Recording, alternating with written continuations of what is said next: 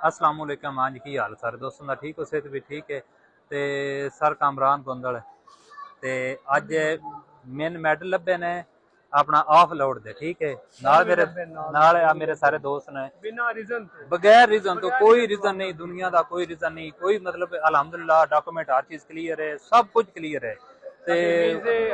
वीजे साडे कोल मौजूद ने, थाईलैंड, मलेशिया, सिंगापुर, मतलब 4 5 साडे वीजे ने साडे कोल, ठीक है।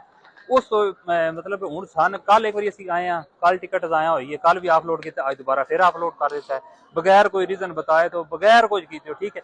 अच्छा हुण समझ ये नहीं आ रही ये पंगा क्यों हो क्यों रहा है। मेहरबानी करके सारी वीडियो जी है ना मेरी इन्हें शेयर करना है, ताकि जी है ना अपना सन इहदा रीजन का इहदा अपना जवाब मिले, साडे रोज अपलोड सन क्यों कर रहे हैं।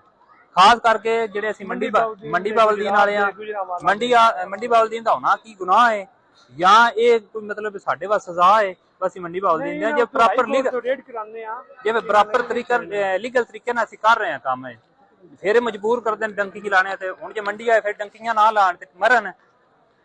टिकटां कराइयां नसा दो वारी टिकटां कराइयां, दूजी वारी 1.5 लाख रुपया ये असीं ज़ाया कीता है। समझ नहीं आ रही भाई साडी ये गवर्नमेंट की करना की चाहती है साडे नाल। ये हुण तकरीबन असीं 5 बंदे जेडे असीं एक ग्रुप विच, ठीक है, साडा 5 बंदियां दा रिफ्यूजल लगा पिया, असीं ऑफलोड होए पे हैं। हुण यार की करिए दसो, नाले सारे कमेंट करके दसो इहदा हल की कीता जावे, ते नाले वीडियो मेरी शेयर करिए ताकि गवर्नमेंट तक पहुंचे, ठीक है। ते इस दे बारे कोई सोचण मेहरबानी करिए। देखो ना ये आदन मंडी बाउद्दीन रेड जोन च गुसालां दे खिलाफ, इन्हां सारियां दे खिलाफ, मतलब कि मंडी बाउद्दीन दे बदमाश ने। हुण अमदाद गुसाल साहब, नासिर गुसाल साहब है, उन्हां कोल गवर्नमेंट दियां हुण बड़ियां पोस्टां ने, हुण उन्हां दा भी लिहाज नहीं करदे पे।